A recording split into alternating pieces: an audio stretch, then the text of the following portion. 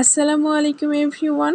আজকে আপনাদের মাঝে শেয়ার করব প্রচুর পুষ্টিগুণে ভরপুর কচু শাকের একটি গ্রামীণ রেসিপি। এই রেসিপিতে কচু শাক রান্না করলে গরম ভাতের সাথে ভীষণ মজা লাগে, আর কিছু না হলেও চলে ভাতের সাথে। তো চলুন আজকের এই রেসিপি খুব সহজভাবে দেখাবো। ভালো লাগলে একটি লাইক দিয়ে ভিডিওটি শুরু করবেন। প্রথমে কচু শাকগুলো আমি কেটে ধুয়ে নিয়েছি, আর এগুলো কিন্তু কচু গাছের যে মাঝখানের কচি পাতাটা থাকে সেগুলোই। আর আমি শাকগুলো ডাঁটাসহ কেটে নিয়েছি, আর এই ডাঁটাসহই রান্না করব। তো প্রথমেই শাকগুলো ধুয়ে প্যানের মধ্যে দিয়ে দিলাম। এরপরে দিয়ে দিচ্ছি ১ মুঠ পেঁয়াজ কুচি, একটা রসুন কুচি, আর দিয়ে দিচ্ছি কিছু কাঁচামরিচ চিড়ে নিয়েছি।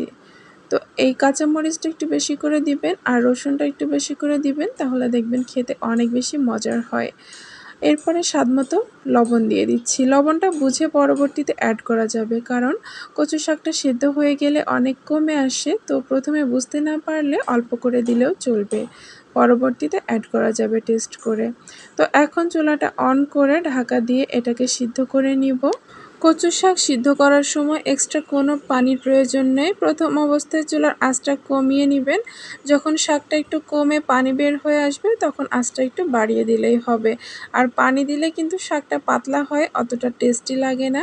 পানি না দিয়ে সিদ্ধ করে নেবেন, তাহলে দেখবেন আঠালো হবে।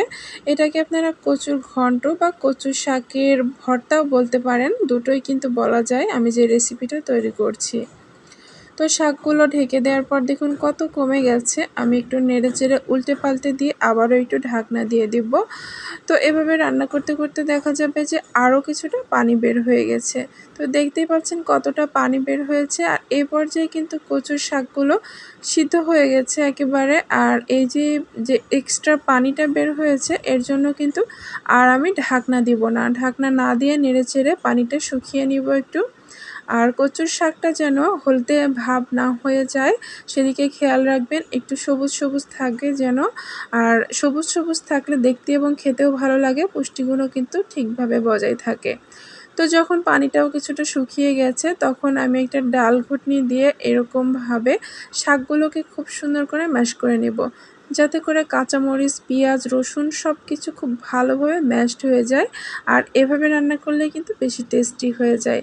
সবগুলো ভালোভাবে ম্যাশ হয়ে গেলে চুলায় আরেকটা প্যান বসিয়ে দিয়েছি, আর এখানে দিয়ে দিচ্ছি সরিষার তেল, আর দিয়ে দিচ্ছি হাফ চা চামচের মতো পাঁচফোড়ন। একটু ভেজে নেওয়ার পরে দিয়ে দিচ্ছি পেঁয়াজ, রসুন কুচি। তো এই পর্যায়েও কিন্তু রসুনটা বেশি করে দেওয়ার চেষ্টা করবেন, তাহলে কিন্তু বেশি টেস্টি হয় শাকটা। তো এভাবে নেড়েচেড়ে ভেজে পেঁয়াজগুলো যখন লালচে বা ব্রাউন কালার হয়ে আসবে তো সেই পর্যন্ত ভেজে নিতে হবে। আর এই পর্যায়ে দুটো ভেজে নেওয়া শুকনো মরিচ দিয়ে দিচ্ছি। না ভাজা শুকনো মরিচও দিতে পারবেন। তো আমি মরিচগুলো হাত দিয়ে একটু ভেঙে গুঁড়ো করে দিলাম, অথবা চিলি ফ্লেক্সও ব্যবহার করতে পারবেন।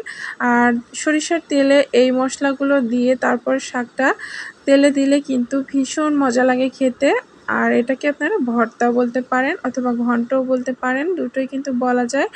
তো এরপরে পেঁয়াজটা যখন লাল হয়ে এসেছে তখন অল্প অল্প করে আমি কচুর শাকের সিদ্ধটা দিয়ে দিচ্ছি। দিয়ে প্রথম অবস্থায় ভালোভাবে নেড়েচেড়ে মিশিয়ে নিচ্ছি। প্রথম অবস্থায় অল্প কিছুটা শাক দিয়ে মিশিয়ে নেওয়ার পরে আমি বাকি যে সিদ্ধ করা কচু শাক ছিল সবটুকুই দিয়ে দিচ্ছি। দিয়ে ভালোভাবে নেড়েচেড়ে এটাকে একটু ঘন করে নিব বা আঠালো করে নিব, তাহলে খেতে বেশি মজা লাগবে। আর এই পর্যায়ে আপনারা লবণটা চেক করে নেবেন, আর লবণের প্রয়োজন হলে এই পর্যায়ে দিয়ে দিতে পারবেন, কোনো সমস্যা হবে না। আর এখানে আমি আর কোনো মশলা ব্যবহার করব না।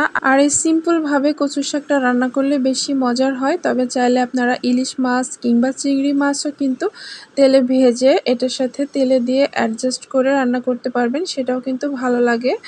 তো আমি এখন সার্ভ করে নিচ্ছি। আমার কচু শাকের রেসিপি কিন্তু রেডি হয়ে গেছে। এটা কিন্তু গরম ভাতের সাথে ভীষণ ভালো লাগে।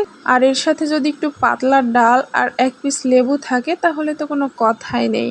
তো আজকের এই কচু শাকের ভর্তা বা কচু শাকের ঘন্ট রেসিপিটি কেমন লেগেছে অবশ্যই কমেন্টে জানাবেন। আপনারা কিভাবে রান্না করেন সেটাও জানাবেন।